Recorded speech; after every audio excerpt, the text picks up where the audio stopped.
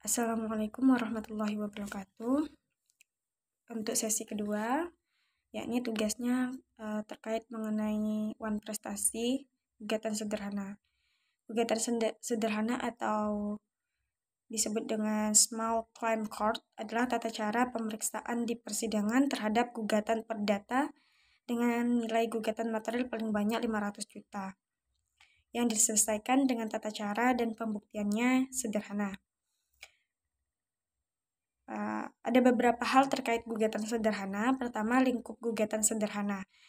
Gugatan sederhana diajukan terhadap perkara cedera janji, prestasi, kemudian perbuatan melawan hukum. Perkara yang tidak termasuk dalam gugatan sederhana meliputi perkara yang penyelesaian sengketanya dilakukan melalui pengadilan khusus.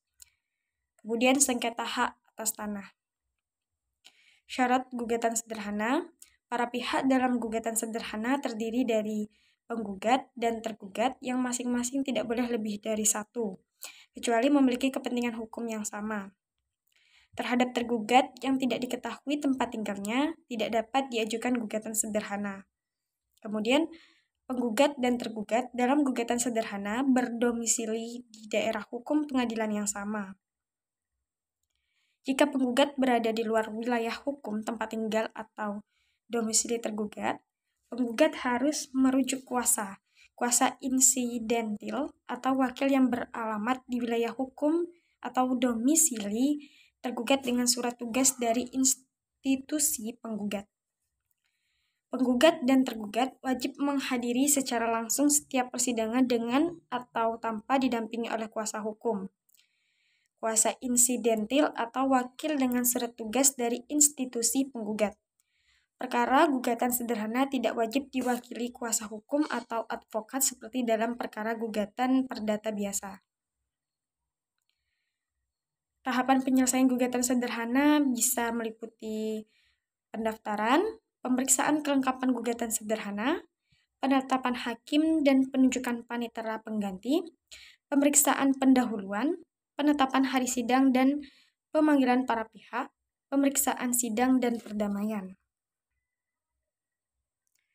Dasar-dasar hukum pemeriksaan sidang gugatan sederhana di pengadilan negeri dapat meliputi pemeriksaan pendahuluan, persiapan sebelum pemeriksaan pendahuluan. Selama pemeriksaan pendahuluan, yang pertama itu membantu advokat atau penasihat hukum jika bekerja sama dengan advokat. Lalu kedua, dukungan kepada klien. Yang ketiga, catat informasi penting dalam persidangan. Selanjutnya, tindakan setelah pemeriksaan pendahuluan terdiri dari analisis hasil pemeriksaan, persiapan dokumen lanjutan. Kemudian, sidang perdamaian. Untuk sidang perdamaian ini terdiri dari tinjau kasus dan dokumen, koordinasi dengan advokat, persiapan dokumen, lalu kemudian selama sidang perdamaian, dukungan kepada advokat jika bekerja dengan advokat, catat jalannya sidang, kemudian observasi, reaksi, dan dinamika. Ketika tindakan setelah sidang perdamaian, analisis hasil sidang, persiapan dokumen lanjutan.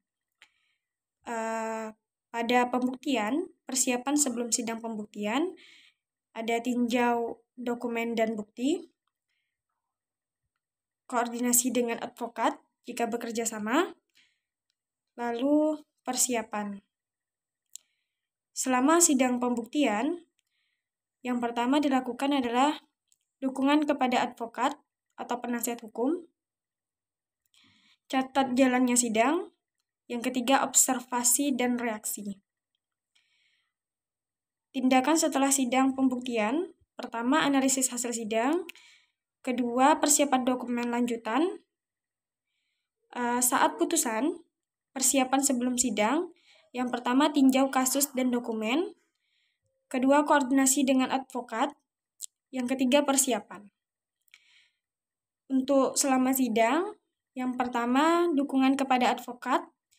Kedua, catat jalannya sidang. Ketiga, observasi dan reaksi.